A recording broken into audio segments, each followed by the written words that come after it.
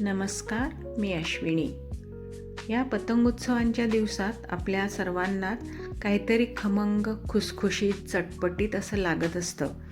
तर त्यासाठी आपण एक पदार्थ बनवूया, एक खमंग अशी वेगळ्या प्रकारची भजी. तर यासाठी आता मोठे 4 चमचे इथे मी डाळीचं पीठ घेते आहे. डाळीचं पीठ म्हणजेच बेसन. यात हळद, ओवा, जिरं आणि तीळ, भरपूर असे तीळ घेतले आहेत.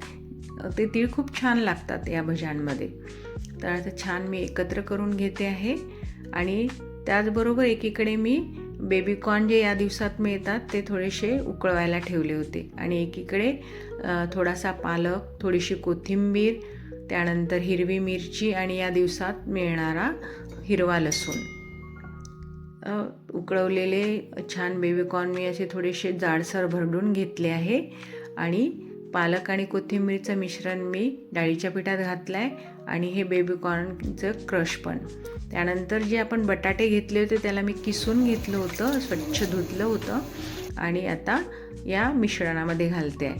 हे छान सगळं आता एकजीव करून घ्यायचं. छान एकजीव केल्यानंतर पाहायचा रंग खूप सुंदर हिरवा हिरवा आलेला आहे. छान लागतात ही भजी. यात थोडंसं मीठ घातलं आवश्यकतेनुसार आणि थोडासा हिंग आणि हे पहा कडकडीत तेलाचं मोहन. थोडंसं मोठा 1 चमचाभर मी मोहन घातलं आहे, कारण मोहन घातलं ना की भज्यांना खूप खुसखुशीतपणा येतो. आता छान छोटी मध्यम आकाराची हवी तशी आपल्याला भजी काढून घ्यायची. असं काही स्पेसिफिक ह्याच आकाराची काढायची असं काही नाही. आपल्याला ज्या आकारात हवी आहेत त्या आकारात आपण काढू शकतो. आणि सरसरीत पीठ भिजवायचं, खूप घट्ट पण नाही आणि खूप पातळ पण नाही. त्यामुळे मग ती भजी खूप छान होतात. मधला बटाटा पण छान तळला जातो आणि छान चव लागते याची. आणि वेगवेगळे साहित्य असल्यामुळे ना प्रत्येक साहित्याची अशी वेगळी चव लागते. आता मी बघा पहिल्यांदा चमच्याने घातली होती भजी, आता हाताने सुद्धा घालून दाखवते. काहीच फरक पडत नसतो त्यात, दोन्ही पण छानच होतात. कोणाला हाताने घालणं नाही आवडत तर चमच्याने पण घालू शकतात.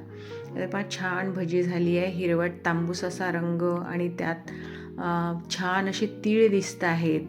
आणि हे सगळं असं खूप छान आणि पटकन पाहिल्यानंतर खायची इच्छा होते.